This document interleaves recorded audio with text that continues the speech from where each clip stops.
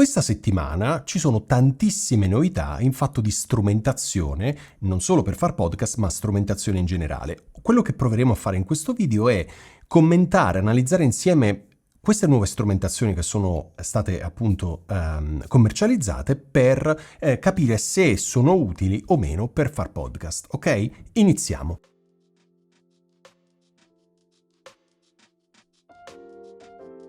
Allora, vorrei partire da una cosa, una scheda audio, ci ho fatto già un video settimana scorsa appena uscita, la Evo 16, e ci spendo giusto 2 parole perché se ti interessa questa scheda audio ci ho fatto apposta un video. Allora, la Evo 16 è una scheda probabilmente interessante, ma non per far podcast. Io ho sconsigliato l'acquisto se devi far podcast. Perché? Perché tutto sommato questa scheda costa 465 euro. 465 euro.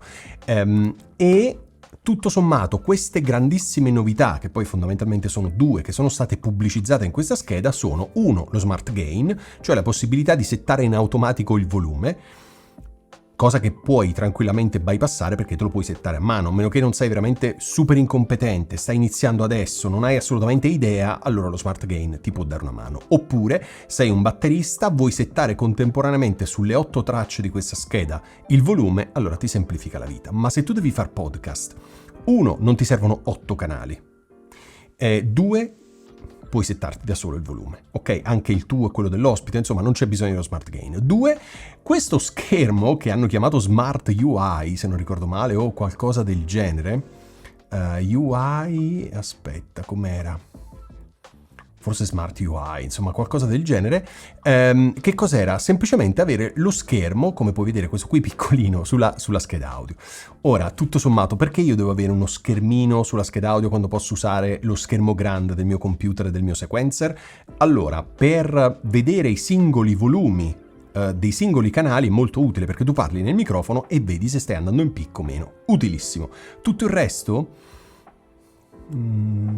diciamo veramente poco interessante, perché puoi farlo da solo e soprattutto puoi farlo sullo schermo enorme del tuo computer, ok? Questa scheda ti faccio vedere anche sicuramente ha dei buoni preamplificatori, sicuramente suona bene, vedi questa è la parte posteriore dove ti fa vedere gli altri 6 ingressi microfonici, perché 2 sono appunto sul pannello anteriore, e ci sono 8 uscite, molto molto comodo, ci sono ADAT in e out, quindi puoi arrivare a 24 in e 24 out. Ovviamente per chi fa podcast è troppo, questa scheda è pensata appunto per chi fa musica, per un batterista, per chi deve registrare un gruppo, per chi ha bisogno di tante tracce contemporaneamente, quindi questa scheda audio qui, io, nonostante sia stata presentata come a new way of doing things, quindi un nuovo modo di fare le cose, sinceramente non mi fa impazzire. Se vuoi però comprare una scheda audio della Evo, io ti consiglio di prendere la Evo 8, questa qui che costa 169, è una scatoletta, c'ha però, guarda, 4 in, vediamo se si vede meglio qui, ok, c'ha 4 ingressi microfonici, possono essere anche strumenti, 4 uscite e 2 cuffie, quindi molto molto comoda, è plasticosa, è piccolina, suona benino e te la puoi portare sempre con te. Io ce l'avevo, poi l'ho venduta per una serie di esigenze, ma sinceramente è una scheda che probabilmente se mi spostassi sempre in giro, averla con me potrebbe essere comodo, ma ripeto, non per lo Smart Gain, perché non me ne frega niente, lo setto io il volume, non c'ha il display, ma semplicemente perché è piccola e c'ha 4 ingressi, può essere molto comodo, ok? Quindi se devi comprare una scheda e vuoi orientarti verso la Evo perché sai che è della marca Audient e comunque suona bene, non benissimo ma bene, io più che prendere la 16 che non ti serve assolutamente a niente se fai podcast, questo video è solo per podcast, cioè noi analizzeremo questi strumenti in ottica podcast, quindi se fai musica, se hai un gruppo, se hai uno studio di registrazione, ovviamente quello che ti sto dicendo non ha assolutamente senso, quindi io sto parlando solo per podcast. Quindi piuttosto che prendere la Evo 16, se vuoi orientarti sulla Evo, io prenderei la Evo 8 che con 169 euro hai 4 canali e 4 ingressi microfonici e sinceramente è veramente molto molto comoda, perché tra l'altro è USB-C e non hai necessità di attaccarla anche in corrente. Ok, questa è la prima novità, ma ne avevo già parlato. Seconda novità molto molto molto succulenta è sempre della Audient, questa volta non la serie Evo ma la serie ID, la ID44.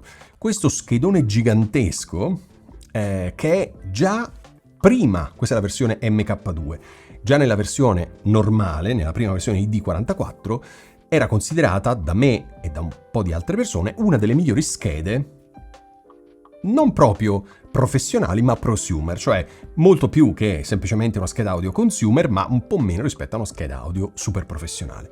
Comunque, preamplificatori di altissimo livello, convertitori di altissimo livello, una scheda molto silenziosa, molto versatile, perché già nella prima edizione questa scheda aveva comunque 24 in e 24 out tramite ADAT, quindi una scheda anche questa per far podcast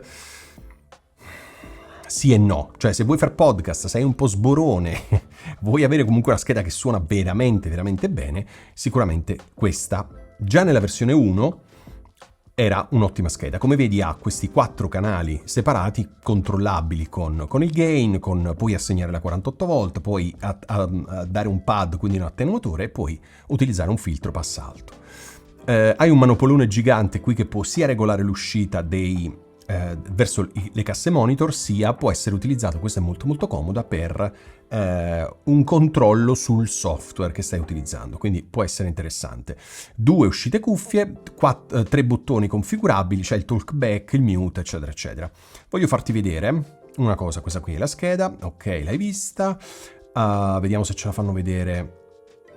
Il pannello posteriore, ok, questi qua sono 2 ingressi strumentali per strumenti musicali, la chitarra, quello che sia, ma diciamo se fai podcast ti interessano poco.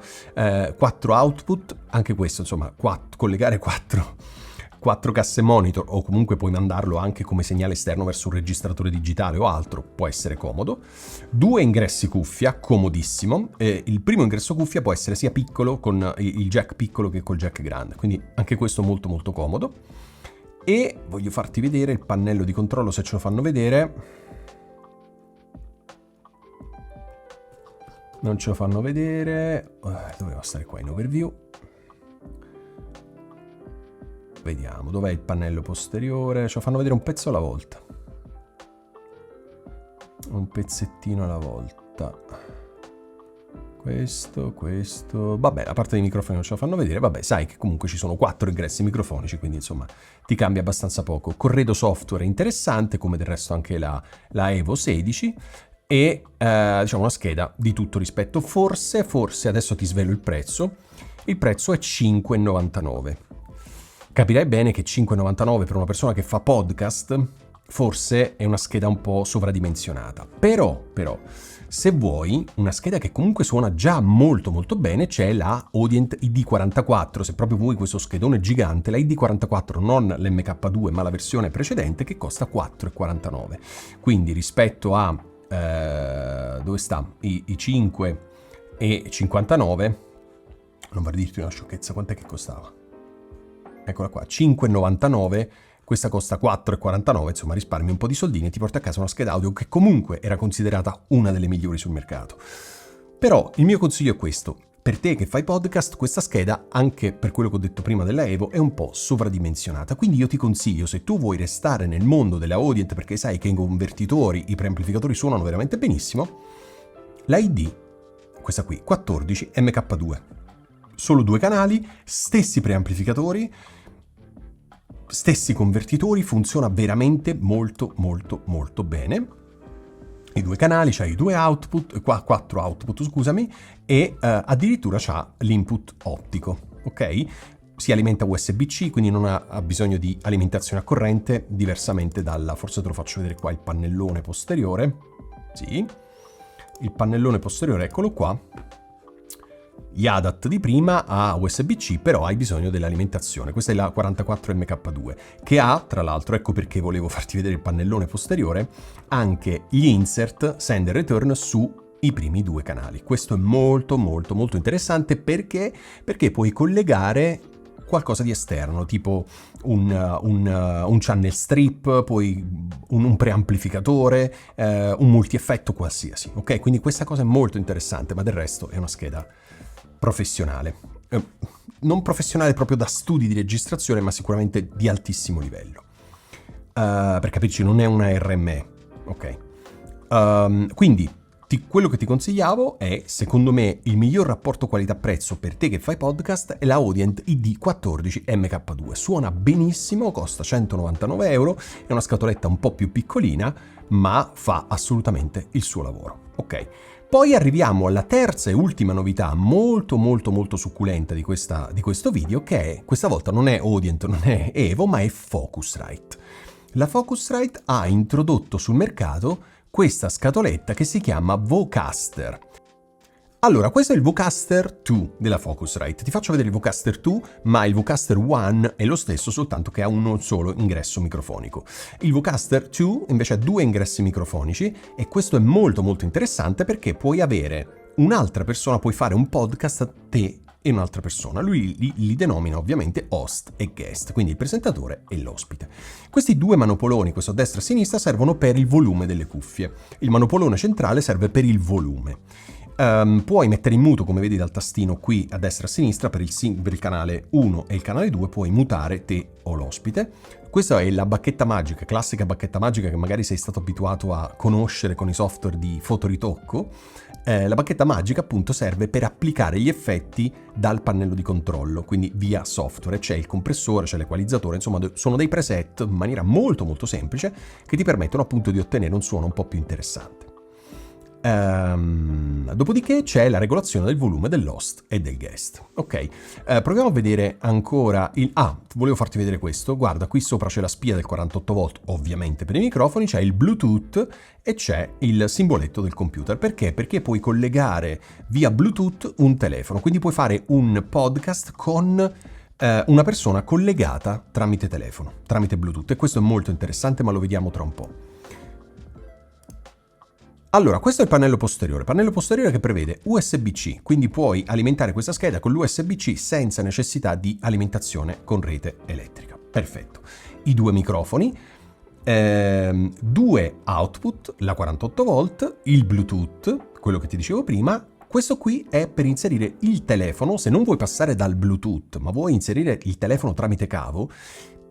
E io te lo consiglio perché Bluetooth ci possono essere interferenze o altro, via cavo attacchi l'uscita del telefono dentro questo input e hai l'ospite tramite telefono, e secondo me si sente meglio rispetto che col Bluetooth. E quindi questa è una figata. Ultima figata, vedi qui dove c'è il simbolino della macchina fotografica, fondamentalmente che cosa fa?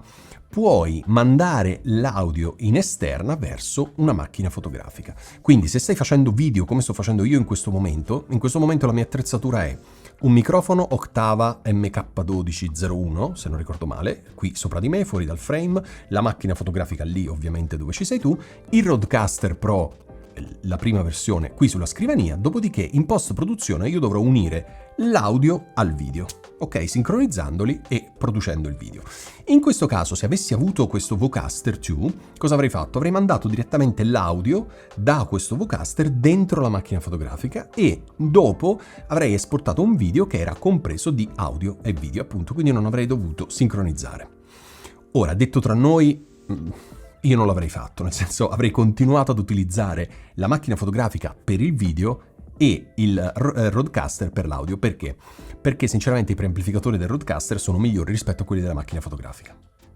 Semplicemente. Ma io credo che nessuna scheda audio o altro sia paragonabile ai preamplificatori della scheda audio. Suonano sicuramente infinitamente meglio le schede audio, no? Quindi preferisco tenere separate e agganciare in post-produzione. Del resto c'è un video sul mio canale dove ti spiego nel dettaglio questa cosa qui.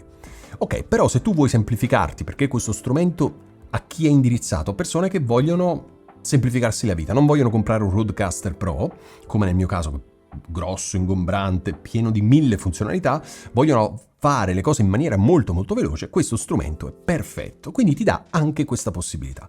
Come dire, è uno strumento veramente molto interessante. È come se avessero preso una delle loro schede audio e gli avessero dato una forma diversa, questa scatolina diversa, e avessero cavalcato un po' quella moda, che un po' tutte le case produttrici hanno, di creare dei prodotti apposta per i podcast, visto che i podcast sono così tanto diffusi. Allora, che dire, questo strumento te lo consiglio? Prima di dirti sì o no, ti faccio vedere il prezzo.